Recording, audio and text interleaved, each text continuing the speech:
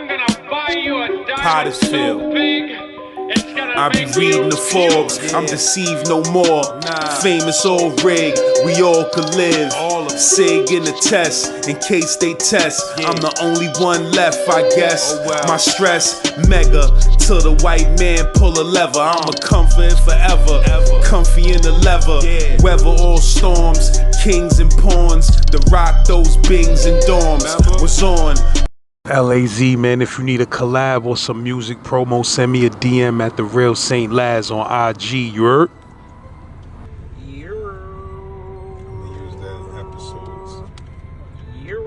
Hey, yo, and make sure y'all subscribe to my music channel, you heard? I'm getting it popping. I'm over there uploading my best of my best music, as well as new music like this Life Through Galleries freestyle that I just did, you heard? Subscribe to my music channel if you're looking for that heat. Hey yo, shout out to the bro Ashe. You heard? Shout out to the whole Canarsie. If you from Canarsie, let me know what projects, what block, what Ave, what street you repping out there. You heard? If you from Brooklyn, getting these comments and rep for BK. You already snow removal. You heard? Z-Man Suicide Polo with the Ski Man running around the hood like He-Man. Get at me.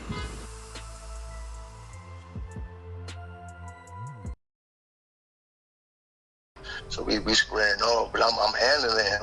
So my supposedly man from Jersey, like my nigga, you know, he was my man, you know, fool, he jumped in.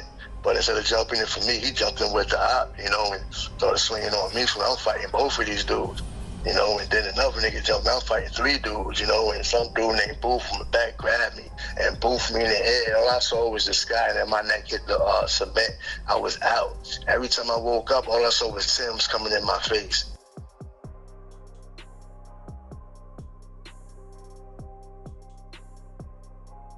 You said you from Canarsie? Yeah, Canarsie and shit. And that's who you went down to VA with Canarsie dudes or the other dudes from? Nah, my family, it's just family, like it's all family. We ain't mob with nobody but fam, you know, we all Jamaican. We ain't have nobody that we trusted too much to, you know, involve nobody. It was just us. You know, but later on all that shit came about, but So that's who you went down to VA with your family? Y'all was all Jamaicans that went down there? yeah, so this was like 90, probably like 95, man. I was like 15. I'm in the crib, and my brother came back from VA. He was like, "Yo, you coming back to VA with me?" I'm like, "All right, what y'all doing out there?" He opened up like 2 or 3 suitcases. Each suitcase had like $90,000 cash in it. And he's like, "What the fuck we doing out here? We fucking taking over." I packed the bag immediately and left. You know what I mean? Immediately and fucking took off and came to Virginia. Then we were eating out here. Back in them days, we was eating. It got crazy. We fucking turned over neighborhoods that was, you know, flooded with the Philly boys. Some niggas called the Philly boys. We took them over, shut them down, and shut down the whole fucking Pine Camp area in Virginia. Shut down the whole Chamberlain area in Virginia, Southside, Buffalo Road. We had the whole shit on smash. If you was moving out here, he was getting it through us. It wasn't no other way. Well, she was kind of crazy.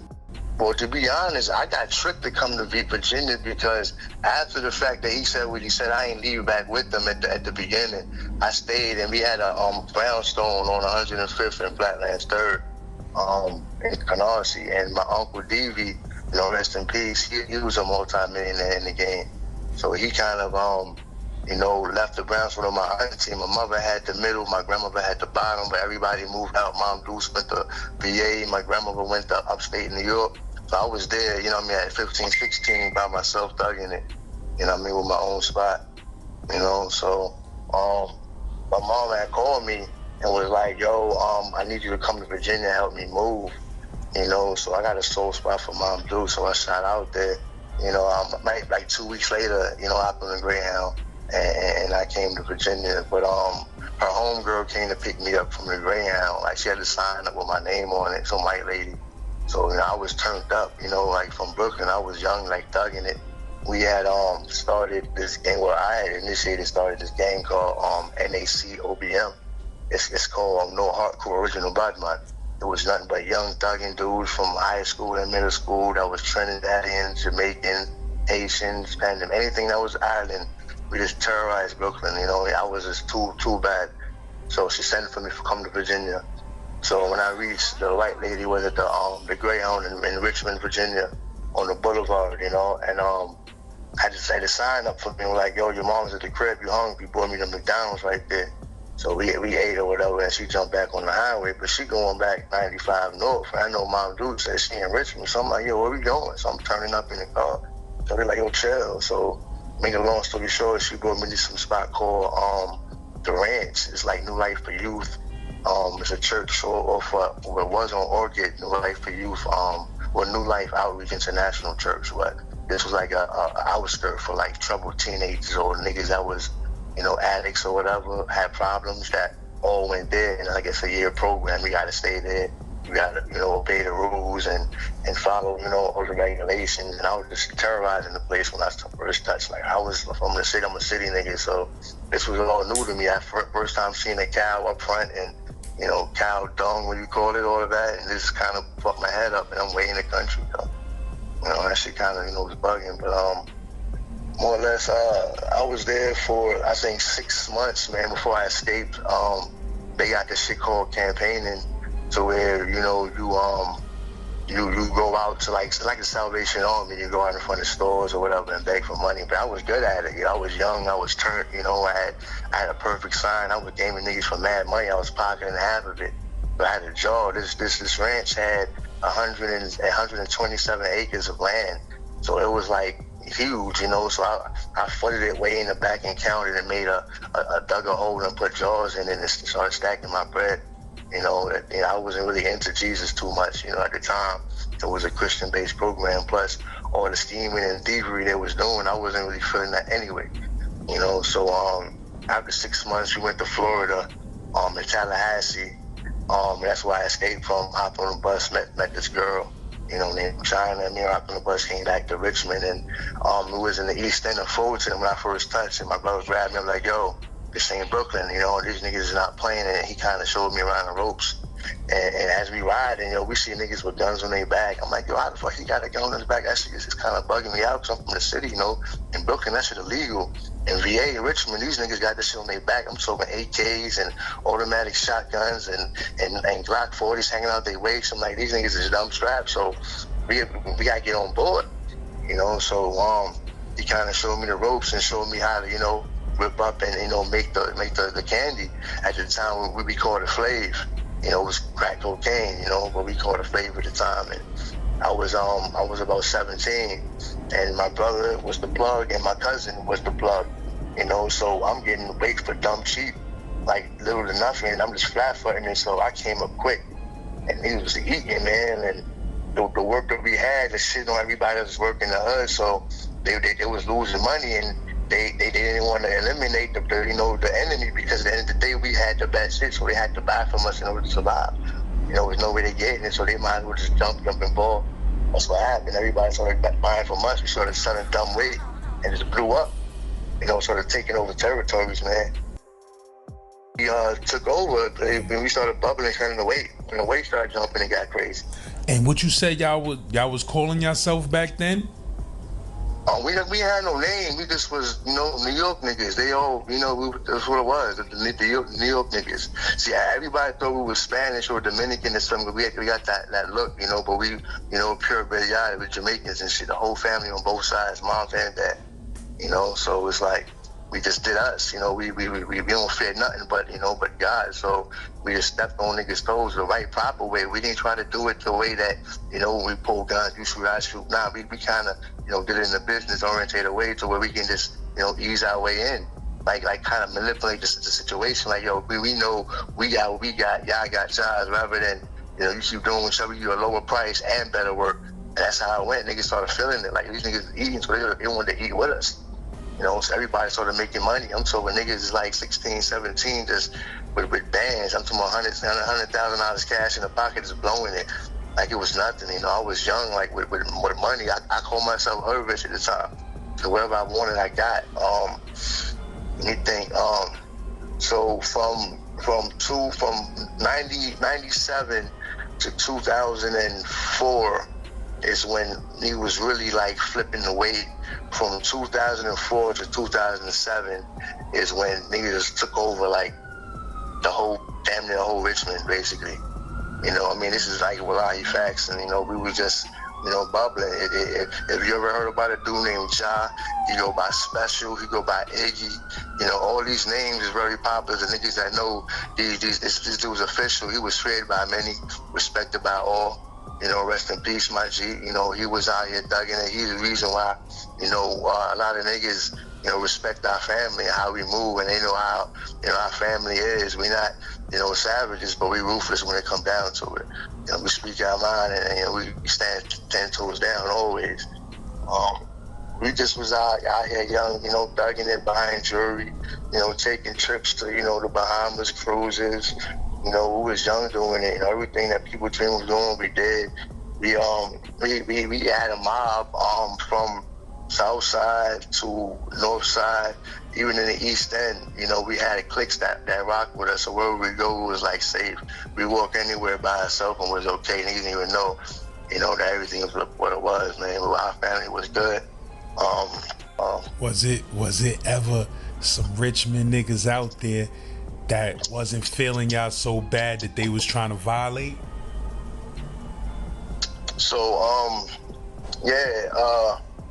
niggas was hating one day. I was at the at a store called Crispy's. It's in the heart of Fulton. Fulton is one of the dangerous parts of Richmond. It's a neighborhood of Fulton Hill hustlers, man. TOTHC, top of the hill clique. These dudes was ruthless back in the 90s and the early 2000s. You couldn't even walk through the neighborhood if you wasn't from there. The white tea mob, these dudes well known all over the city. I loved them because of the unity, the family, how they were so orientated, and how they were so, you know, like money was a gold mine. Fulton Hill, you jump off the front porch and walk around the corner, maybe 2 steps, and you make $400 or $500. You know, that fast. It was a gold mine, and they didn't like us, especially me being, you know, the younger brother of, you know, Ja, who kind of ran shit. They didn't really like me being a young nigga. This was flashing. I had everything, and they wanted to be, you know, in my shoes, and they hated me. And I was the one that had all the bitches. They know me for all the bitches. Like that nigga Ashe, man, he keep the girls, man. I don't know what it is about that dude, but he always got dimes. He always got bad bitches around. He always got cribs with bitches everywhere. It's flooding, and they do what he say to do, and all of that. So these niggas hating. And so one day, me and my nigga Noah, supposedly my dude, you know, walked to the Crispy's chicken spot.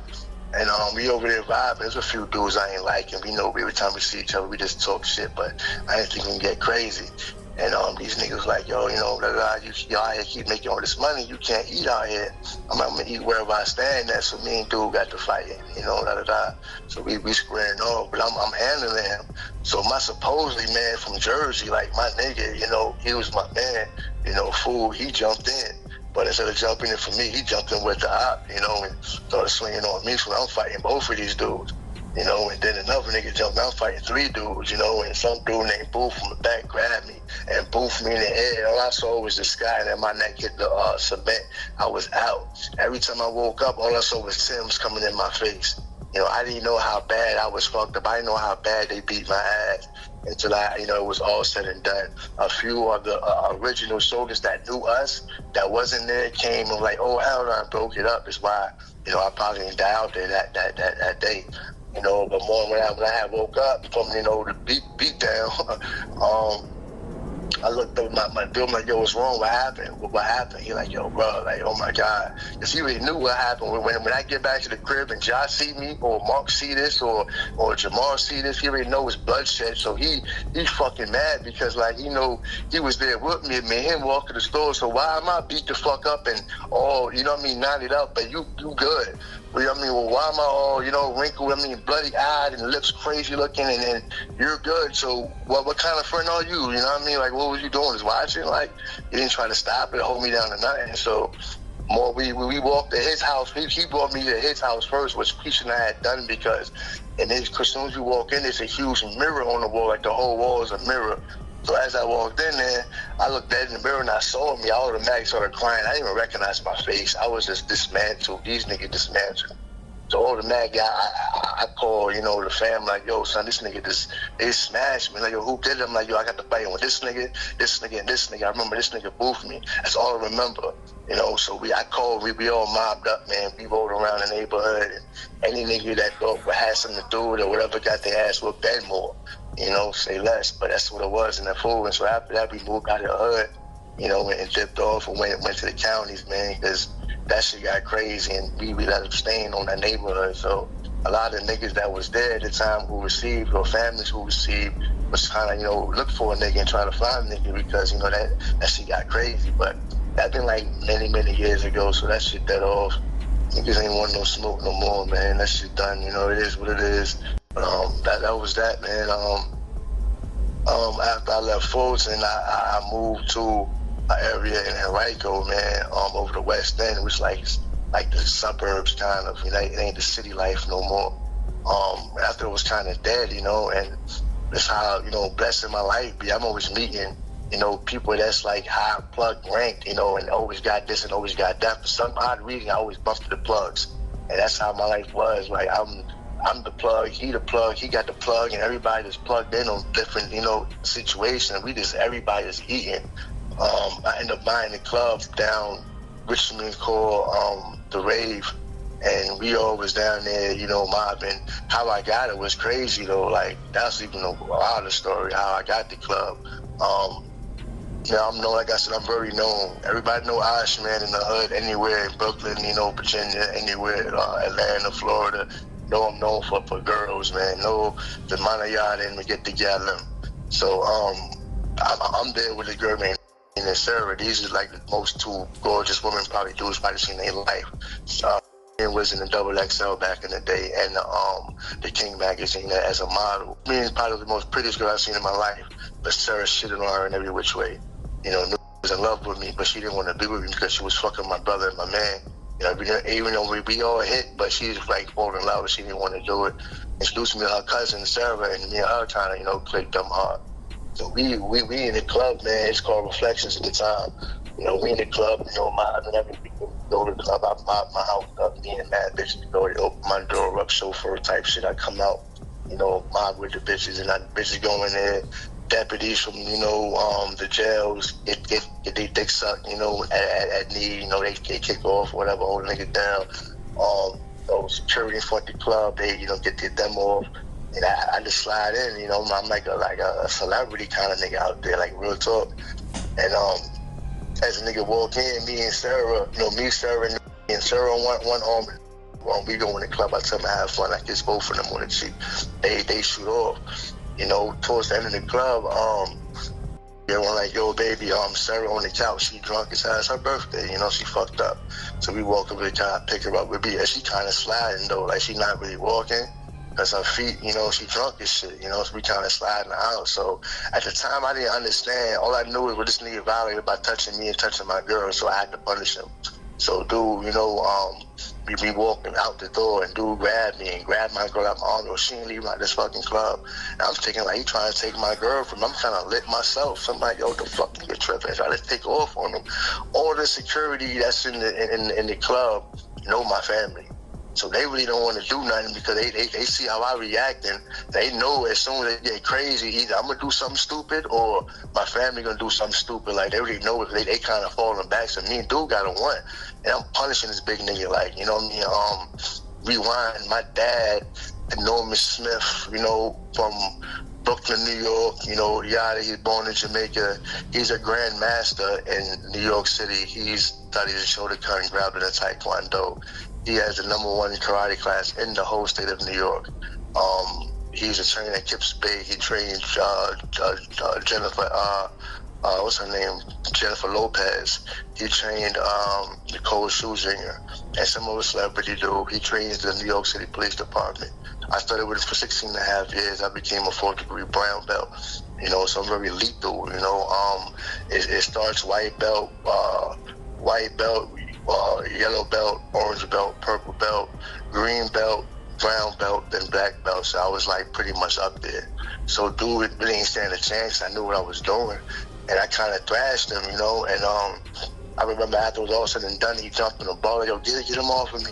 Get him off of me. Get him out the club. Get him out the club.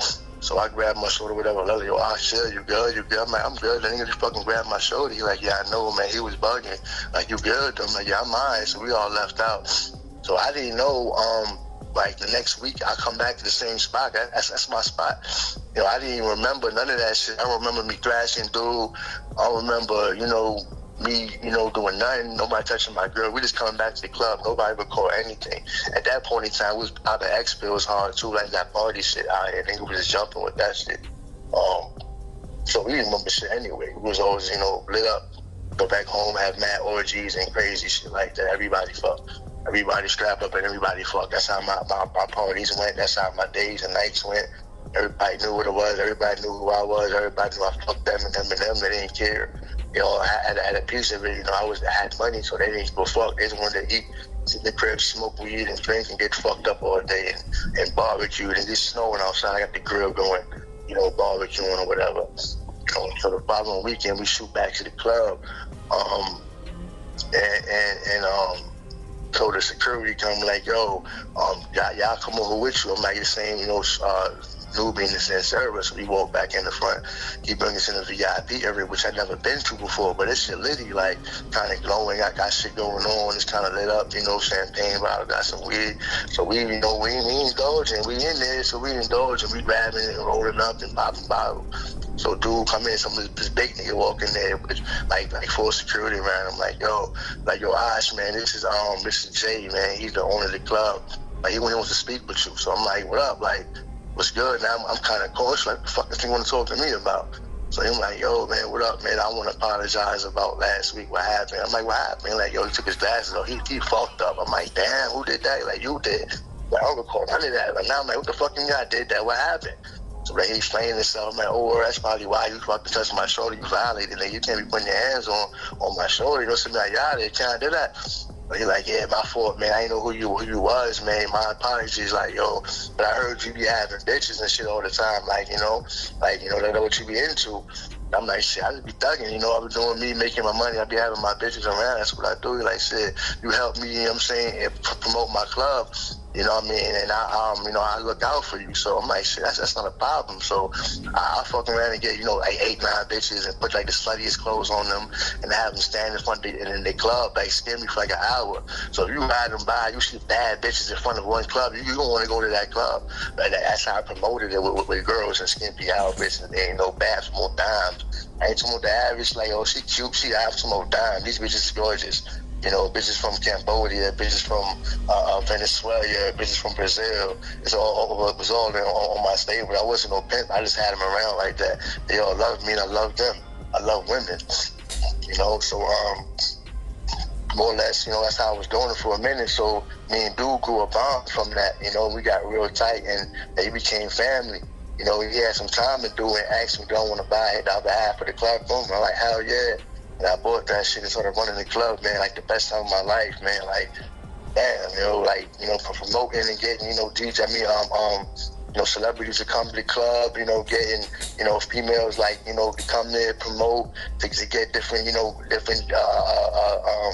DJs to come through. Or, I mean, it was just a lot going on, but I liked it because it was like my lifestyle was at that moment. That's what my lifestyle was, like party, get money and fuck bitches and party. That's all we wanted to do. That's all I had in my life. Is stack, make money, man. So I started meeting different angles and different bitches in different situations, and you know, I leave the club and, you know, me and a few of my bitches go to Waffle House. I see this other girl, her name Kevin, she's from Brazil, and one of the most, she's gorgeous, working at fucking Waffle House. I didn't want to get a number because I had a few other bitches with me. I didn't know how she felt about it, but ended up going back to get some catch up and get her number anyway. And she was a plus on the stage, but she knew about the nigga from the corner block that worked the shop. That was a multi-millionaire that was scheming. That was a fucking front. You know, he would come, you know, to the shop and stuff, but he'll go out the country and get these gorgeous women and bring them back to the States, take their, you know, social security cards and their IDs and all that, and pimp them out. And have been working from his label, you know what I mean? And she was his main one, the first one that he did it to. She was with him for like 10 years. She escaped He shot in the back of the head, you know what I mean? She had a hell of a bullet scar, but it went in, you know what I mean, got stuck somewhere, but she died, and she's still a dime, you know what I mean? Big up to her, man. She helped me out. We went to that shit, next door to the fuck out that nigga. Like, we knew everything, knew everywhere he lived at, or the stash spot. He didn't know we knew all of that, but he didn't even know who we knew it from. We didn't expose that, but just let him know we knew where it was at, we knew what was going on. He was terrified. For years, we had that on smash, that money coming through. You know, it was just a lot, man, going on with my life, man, from that moment. What type of team y'all had down there? Like, how deep was y'all? Shit, we formed a team, man, and everybody damn near was from the town. Like, you know, a bunch of niggas from Queens, Brooklyn, and you know, at the time we was local, you know what I'm saying? We was all Crippin' from you know, Flatbush and all that shit. Back in that day, everybody turned Crip in the hood. You know, Brooklyn just folded over real quick. And my brother was one of the G's from it. So I always followed suit to my brother. I ain't gonna lie. I mean, that was my heart. You know what I mean? That was my nigga. Like, I felt like he was, you know, not God, but goddamn, he was close to it. You know, he made shit happen. So he logged out, I logged out, and that's how it was. A bunch of Crip niggas, blood niggas united, and you know, we just terrorized, man. Everybody had, you know, artillery. We had artillery coming from different, you know, area codes and different, you know, places. I met the dude named, big up to him, I can say your last name, but he Pakistani. He get a gun, dude, you know, whatever we needed, he'd call it in and get it in 2-3 days, brand new in the box. So we had artillery like for days, so you didn't want to jump out there on no dumb shit. I'm 730. My whole party squad was 730. You know, we just mobbed up, man. Just did what we did. Everybody was fly niggas, and you know, everybody ate. We made sure everybody ate, and we wasn't the only ones on top, but we made sure everybody ate. Everybody was shining, and we shined. The whole team shined. We wasn't no greedy niggas. You know, like from even the day, I got niggas that pull up on me like, yo, thank you so much, man, for the nigga you was. You changed my life. And I mean multiple niggas that pull up on me and say this. And I didn't know the kind of nigga I was. And I know I had a good heart always, but I didn't know I was blessing so many people with like different, you know, blessings, because I was always blessed, you know, I'm doing a lot. And I think that's why, you know, I was able to, you know, achieve that, and was able to stay afloat for so many years, and, you know, eat for so many years. My people moved to these apartment complex, and it was kind of like dead off, like, you know. But when we went, we make everything live. Like, everybody could tell you when we was in Brooklyn and in Canarsie, that shit was dead. When we got there, that shit was live. We made everything jump. You know, everywhere we went, that's how it was. We like the limelight, you know. Where y'all was from in Canarsie? The private houses? The private house, PH, man. You know, we were on the left side of the lunchroom. Like, niggas couldn't really fuck with us at the time either. Like, we terrorized, like, remember the gang wars from there, man, like, across the street from Canarsie. You talking about Canarsie High? Canarsie High School, we had gang wars, man, like. I got a couple of stories on the channel about the PH and yeah, man, Project War. That was back then. That was us. We had the, you know, it was Bayview, Seaview, and Brookline. You know what I'm saying? And all of them was going to that school on Canarsie, and then what's the other one? I think Tilden, or one of them was going to. Anyway, but we didn't care, man. We just mobbed up. Niggas stole our dog out the yard. Niggas stole our moped, and we went out there and terrorized, man. We had What wars. you mean? That's what the whole shit started over? Niggas stole a dog? I mean, it's just war. Like, it's always some dumb shit, but we always, when we went in, my family per se, when we went, the mob, the whole PH went. I mean, from the older, it's like generations. My brother and his mob, and then it was me and my mob, and then my little brother and his mob. That's how it really was, and nobody really crossed the lines, because that's how the respect we had for each other, and the lines that we had, you know, the levels of who was who. You know, but yeah, that's how it started, man. Who stole that moped though? It was a dude named Brian, and his brother was named Steve, I think. I remember having a meditating ball. It was the one big one. I remember running across the street and just rocking Steve in his head with it, and just beating him like crazy in his head with it, and that's how I kind of started it. They shot like a dudes at Flubs. Flubs took off on them, and we just all across the street and just punished these niggas. And we just saw, like, as I'm fighting, I'm looking around and seeing, you know, all of my people just thrashing these project niggas. We always did that. Like, they couldn't fight. They always wanted to bring weaponry. But we all knew how to rap, you know, and pump them hands and shit, you know. And Private House was the shit, though. You know, we always dressed better than them. You know, we had the Nordica and the polo and shit. Them niggas had the fatigues and shit. And, you know, you knew who they were because they always wear fatigues, the orange, brights, or the greens. We had the Nordicas and the polos and, you know, the fresh shit, you know, looking good and fresh in school. We even ran Canarsie High School, man. Like, I was there, my brother was there, man. Like, bro, they done rolled up. We call ourselves the Fifth Element, you know what I mean? The 4th Street Mob. I remember Avenue L, well, not L, was it L? Avenue L, J, was it K? I think Avenue L was the mob, actually, the real mob. Like, you know, the Italians, you couldn't really walk down that block, you know, if you recall. And when I wasn't L, was it L?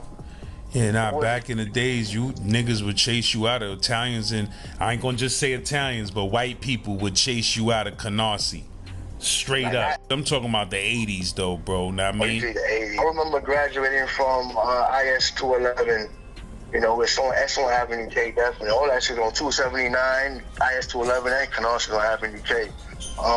We all graduated from there, like, you know, that's where OBM NAC, where it just started. Walked to the movie theater. That's the only movie theater was on Avenue K. It was J, Avenue J at K. It might have been J. I can't remember the exact block, man. Anyway, we walked down into the movie theater. We mobbed up. We were about 30, 40 of us, and like walking up there, and we see this pretty ass Italian girl and her boyfriend. So my nigga Joe, like, yo, what's up, man? And dude, like, you know, like, chill, I'm with my girl. And we ain't really paying attention. Like, he turned up, nigga, do you, fuck that nigga. You know, we ain't say it, but, you know, we was thinking it probably. But, kept fucking, like, yo, come here, man, come get this dick, yo, come here. You know, so, you know, dude walked over, they kept on going about their business. You know, dude ain't say nothing, he ain't look back, he ain't react, none of that shit. So we went to see Batman. You know, we come back out the movie theater talking crazy about the Batman. When we walk out the fucking front door, there's nothing but black Cadillacs, about 6 of them, literally, sitting out front of the movie theater. And dude was standing out there and said, which one? And he pointed, everybody took off running. You know what I mean? But everywhere we ran to, I'm trying to protect him. Everywhere he ran to, they fucking ran him out the store. Everybody knew what it was. They caught him. Like 4 of them mobbed around him. I couldn't help. You know what I mean? I'm young, nigga. I'm graduating. You know, I tried, but it was too late. They pushed me to the floor. It wasn't my beef, clearly. They only wanted him. And they grabbed dude and they took his head and mashed him to his knee. Like 3 times. His eye got so crazy black. It was crazy, and he ran off. We all ran back. We told, you know, the fan what happened.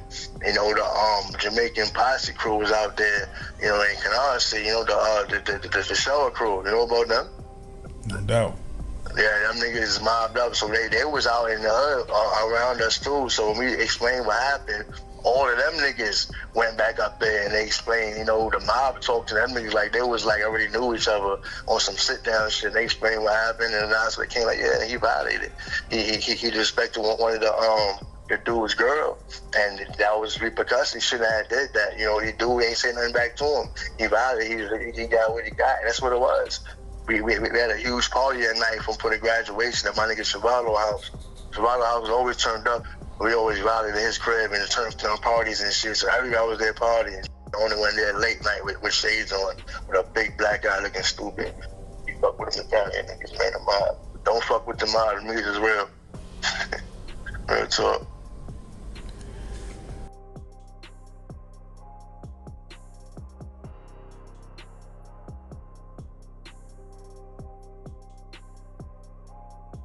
LAZ, I run these YouTube streets. You heard you need promo on 2 YouTube channels and my Instagram page. Send me a DM.